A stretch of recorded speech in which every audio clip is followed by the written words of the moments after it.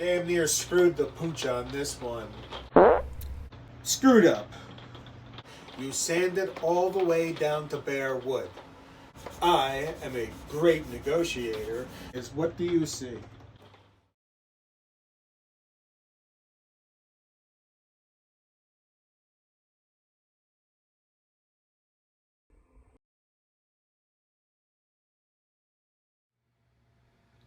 Update. Update.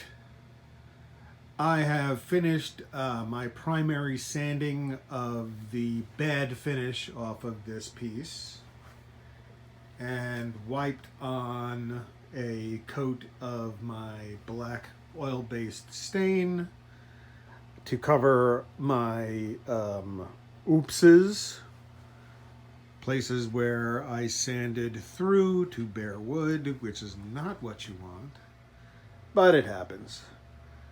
We're going to wait for this to set for, about 10-15 minutes, and then rub it down to remove any excess stain. Let that dry in real nice and start the shellacking. It's more evident while the stain is still wet on the surface that we've got some areas of concern. Don't worry, it'll be okay, because when I'm done, this will be mirror smooth and uniformly glossy and beautiful. So we have our workpiece.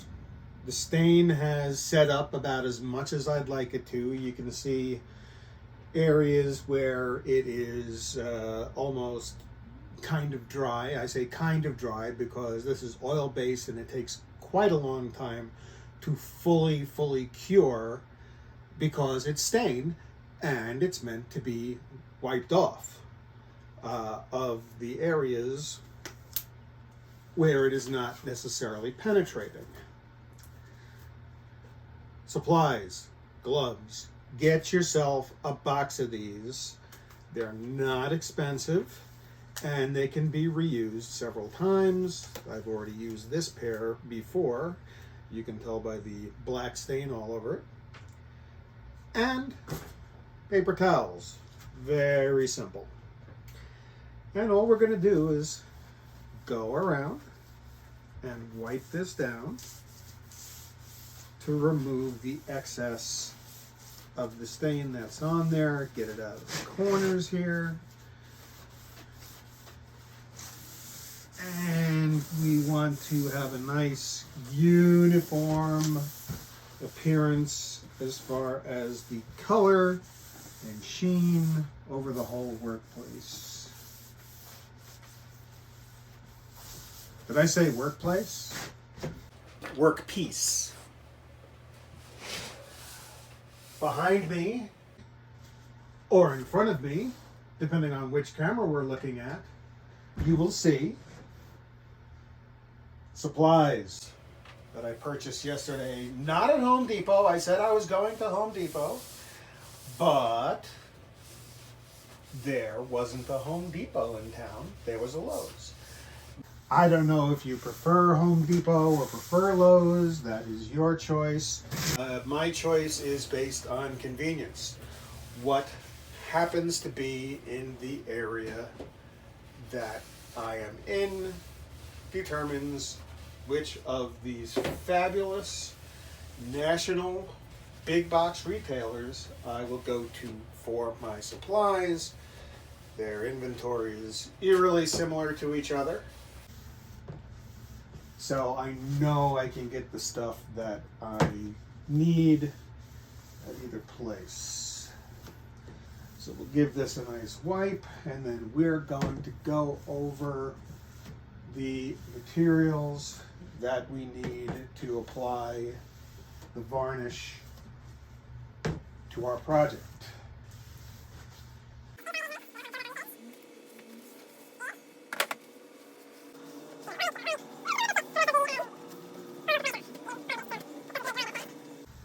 Okay. Pretty uniform in color, pretty uniform in its sheen. So we're just going to let that sit while we go over our supplies. Now these supplies consist of denatured alcohol, which is the base for shellac. This is Zinsner Bullseye Shellac, which I like very much. This is an empty can. Chip brushes. These cost $1.29 each. When you're done with them, you can just throw them out because they are cheap. Finally, I decided to try this stain marker for any areas where maybe I need a little touch-up of the stain. We'll see how that works out. I've never used one before. And like I said, always used unproven technology on really, really important projects so that you have the opportunity then to redo everything. The other stuff that I got was a supply of wet and dry sandpaper. We have 400 grit. We have 600 grit. And somewhere along here, this is 1,000. No, that's not the 1,000. Where's the 1,000 grit? What did I do with my 1,000 grit sandpaper? Oh, this could be a disaster. There it is. 1,000 grit wet and dry sandpaper. We're going to set these off to the side while we mix up our shellac. Official can opener.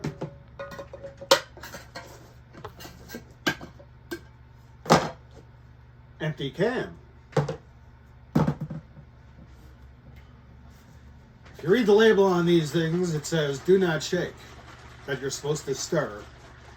Yeah.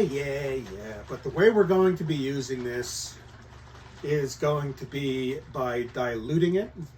3 parts denatured alcohol to 1 part shellac. And the reason we do this is to thin it down ultra thin. When you thin this stuff, it lays down such a thin coat that it's very, very easy to build up a strong finish. It dries in no time. Like, I will brush on a coat, wait 5, 10, 15 minutes. That will be then dry, not completely cured, but dry enough to apply another coat. And you do a coat, wait, sand, and then start the process over again until you build up the amount of finish that you want. And the amount of finish that you want is enough that as you're sanding, you'll see it becomes smoother and smoother and smoother as the shellac takes into the low parts of the finish. Then you sand off the high spots, and it fills those low spots. It fills the grain. It fills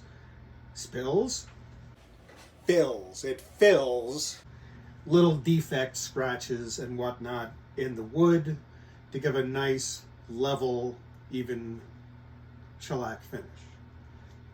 Let's set this aside so that I don't get any of this stuff on it while we're mixing.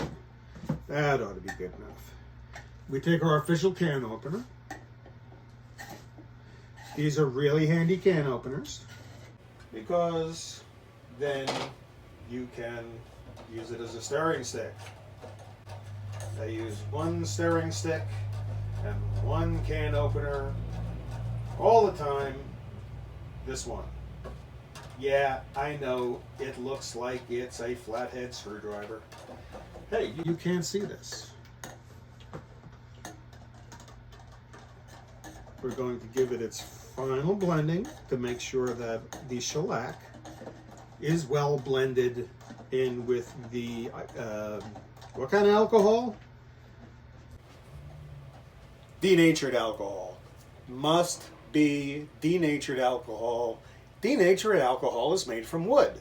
This is a wood project, but that's not why we use it. We use it because it is what the shellac is made from. And it will thin it down to be beautiful. What did I do with, yeah, let's grab a little towelly here. When you stir, go up and down and round to blend this in. Really nice. Nicely blended. Give the stirring stick / can opener / flathead screwdriver a little wipe. And we're going to now measure out 1/4 of a can of shellac and then 3/4 of a can of denatured alcohol. So where's a quarter? It's about right there. I put a little dent in there so I can hopefully see it on the inside. Yeah, put a little tiny dent, and then I can see about what 1/4 of this can is going to be. And now the risky part. We're just going to pour until we reach that little tiny dot I put in the side to make 1/4 of a can of shellac.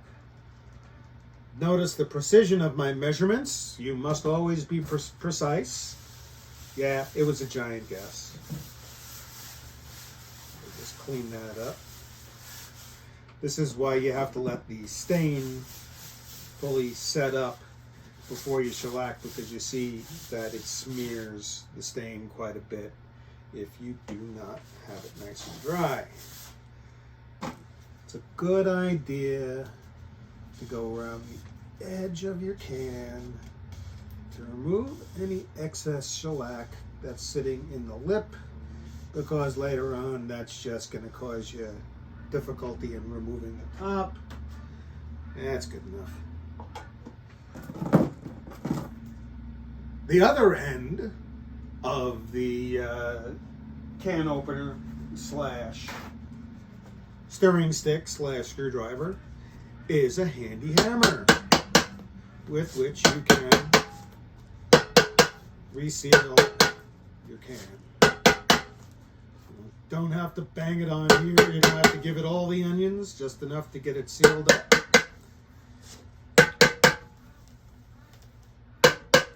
I put the rag on top, by the way, so that it doesn't splash up. The outside of the can, a nice wipe. Wipe up the spill. You don't need that anymore. And the rest of it is child-proof cap. Okay. Now, I have no children. Therefore, I don't need all this child-proof stuff. So grab a knife, and I'm going to disable the child-proofness of this so that later on I don't have to deal with it. If you have children, if you have young adults, you want to keep this stuff away from them, because if you drink it, it is poison. This is not ethyl alcohol that is in your favorite adult beverage. This is wood alcohol, denatured alcohol, and at the very least, it can make you go blind, and at the very worst, it'll kill you. So you do not want to serve this on ice, shaken, not stirred, or whatever. Just gonna pour that baby in there until we reach the top. Close enough. Cap her up. Grab a paper towel.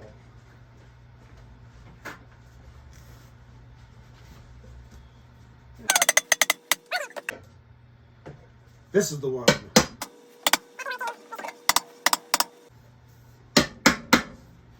It's a screwdriver. It's a can opener. It's a stirring stick.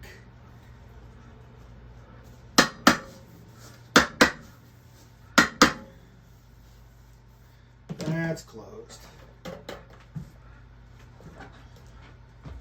Close that up tightly. Set it aside. Did I mention gloves? Did I mention gloves? Gloves. You buy this stuff, these things, Amazon.com, your local drugstore.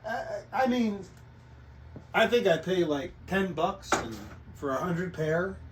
So, I mean, they're worthwhile having on hand, especially in the age of a pandemic, to keep your mitts clean.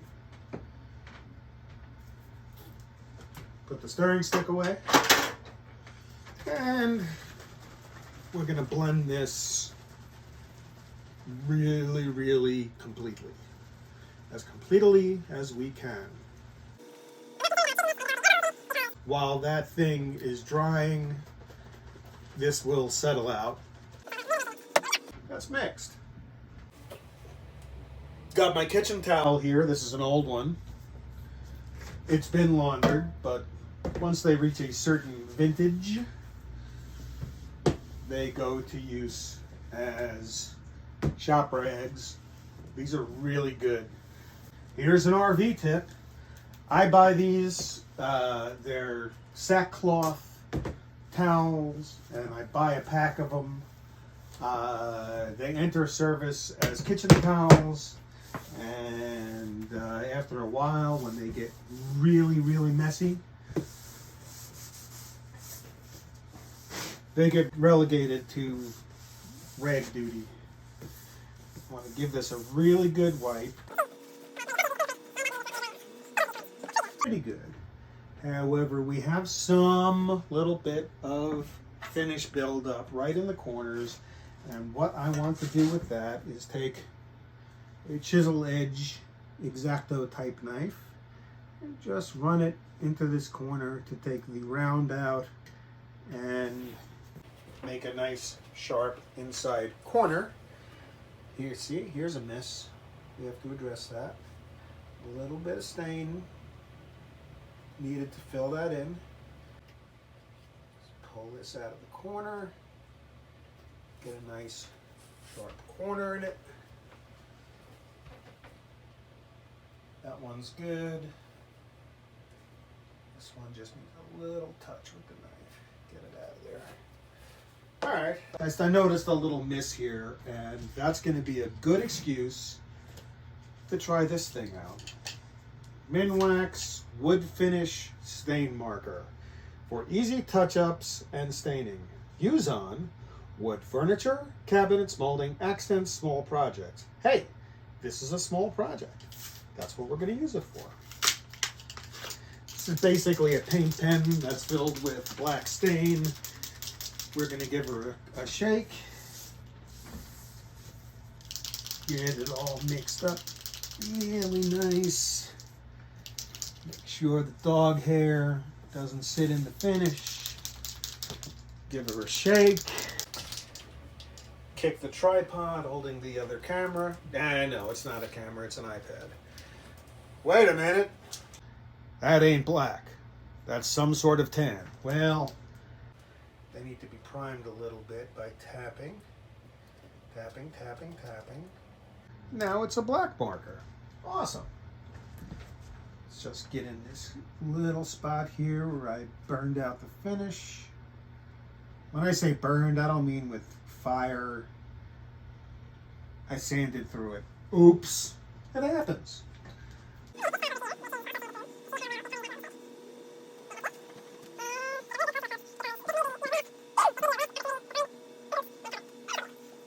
Guess we'll let that set up for a little bit before we give this a final wipe, blow the dust off it, and start to apply that there thin shellac. 3-part shellac, 1 part denatured alcohol, very, very thin finish. I love shellac. It's my favorite way to finish wood. All right. While that's drying, watch this word from our sponsor. It's really, really important. Not really. This instructional video is brought to you by the South Dakota Bureau of Corn-Related Recreation.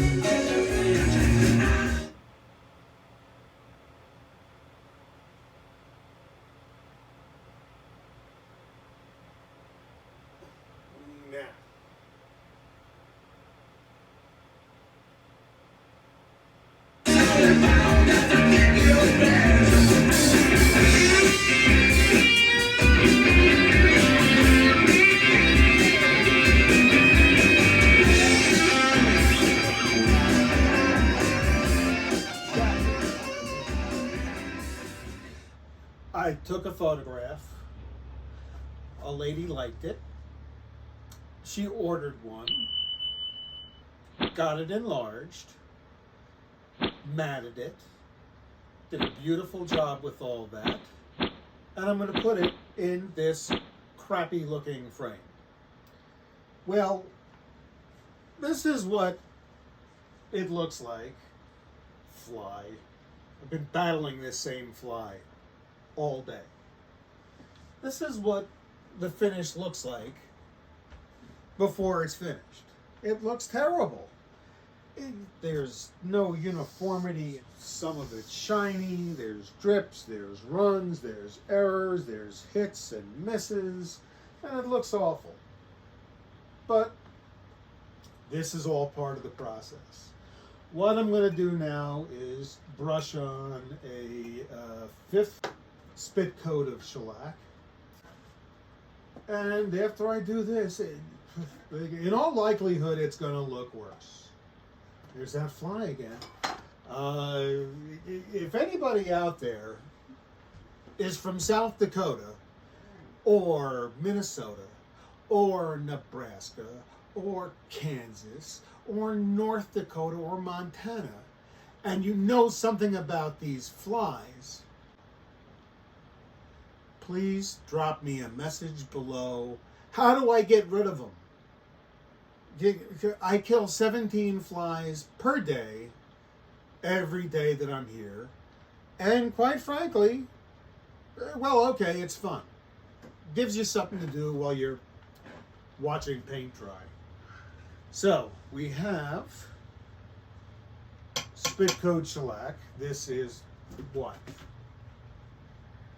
I made noise. I disturbed the princess. This is, again, it is 3 parts of denatured. There he is. You see him right there?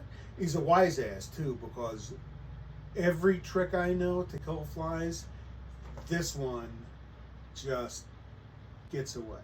Okay. 3 parts denatured alcohol, wood alcohol. Don't drink it, folks. I know it says alcohol on the label, but don't drink it. It'll make you dead.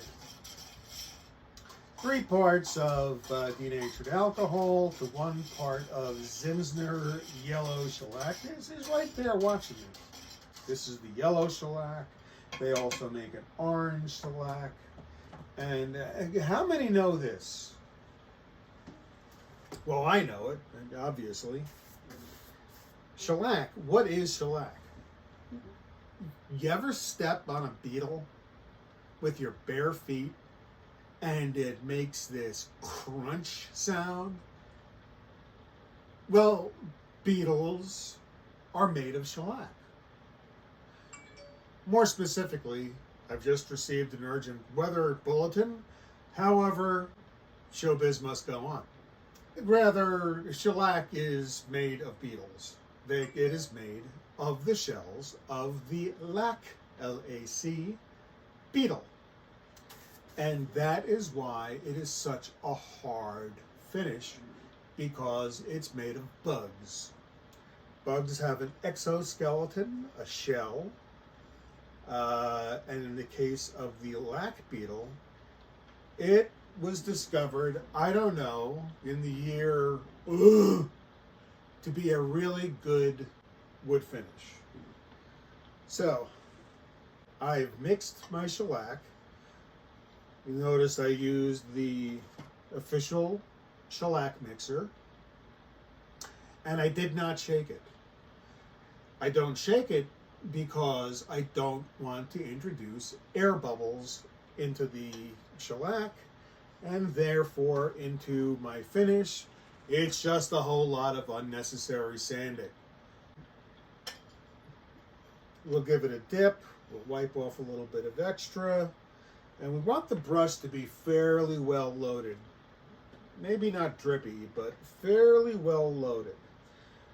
So that we can get a really smooth coat on here. So that when that smooth coat can dry, it can look just as crappy.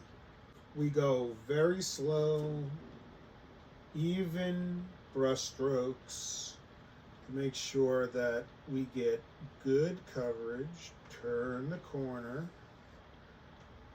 reload, get back to the wet edge, and proceed.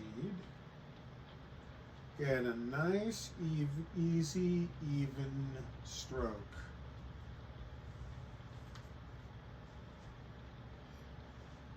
Wet edge. Now, very important, we are not doing this. We're not dabbing shellac on, because if you do this,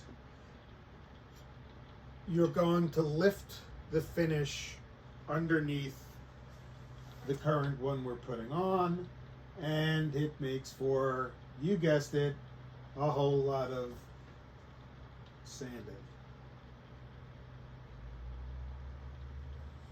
Turn the corner and get back to where we started. We're also not going to put another coat right on top of this. Again, you want to do this in 1 to 2 brush strokes max, so that you don't lift the finish underneath the shellac that has already dried. Now we just need to do the edges.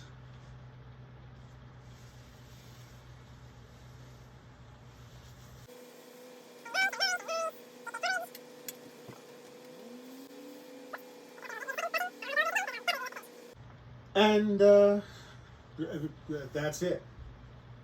1, 2, 3, 4, 5, 6, 7, 8, 10 brush strokes, and I'm done for now.